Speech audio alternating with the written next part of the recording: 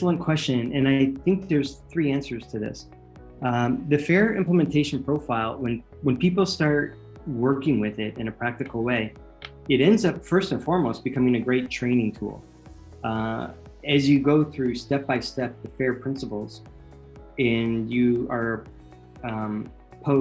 we pose questions to you to try and elicit from you as best we can the technology choices that you're making in order to implement those principles. So number one, people discover that there are more FAIR principles than maybe they were aware of. So that's nice. Number two, they may come to see that their interpretation of the FAIR principles might have been overly simplistic at the beginning, and that when we really ask about the technical implementation, they can begin to see deeper levels to what we mean by FAIR. So the FAIR implementation profile, and just kind of going through this questionnaire, is in and of itself a great training tool. People really get an understanding of FAIR. The second role that it plays is once you start working with the FAIR implementation profile, you immediately begin to spot gaps in your knowledge, but maybe also in your, in the roadmap that you have towards FAIR. And then it becomes much more concrete exercise to identify these gaps, and then to, that gives you the information you need to start prioritizing your FAIRification effort going forward. And you will see that there are some elements of the FAIR implementation profile that are easier to achieve than others. So you can really kind of see what are the low-hanging fruit, the simple things you can do now to increase fairness, and maybe the more extensive projects that have to wait till later. So it's a great road mapping tool as well. And then third, it was by design, the FAIR implementation profile, the main job is to facilitate international convergence on FAIR implementations.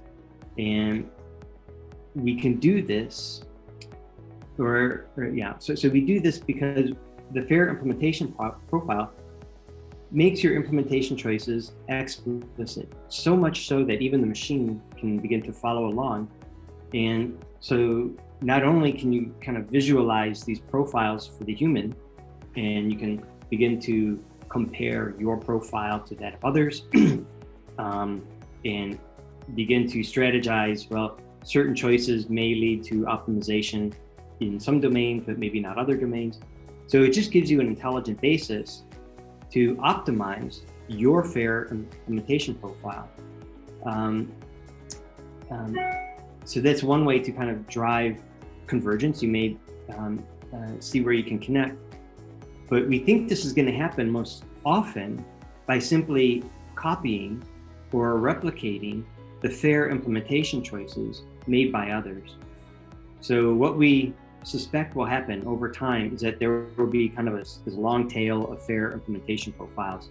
There will be a few that everybody tends to use that are tried and tested and bulletproof. And then there's going to be this long tail of FAIR implementation profiles that are made for small communities or made for certain applications. For new communities that come to the space that say, hey, we want to try and reach a higher level of fairness, rather than starting from scratch and kind of without any sense of direction, you could look at the entire landscape of FAIR implementations in these FAIR implementation profiles and begin to copy and use as your own the profiles that were made by others. So we think, and if some larger, more authoritative organizations come along and they make choices and replicate FAIR implementation profiles, then it could be that their community members below them could just as well use that profile because they would know exactly then how to implement FAIR for themselves. One last comment: the connection to the actual practice of scientists is pretty tight, because we already have a mapping, and this was the work by Christina Hetnet, we already have a mapping between the fair implementation profile and the elements of your data management plan where they sort of intersect. So what that means is that by filling in a fair implementation profile, you may be able to actually create, at least for the fair aspects of your data management plan, you could create those aspects automatically.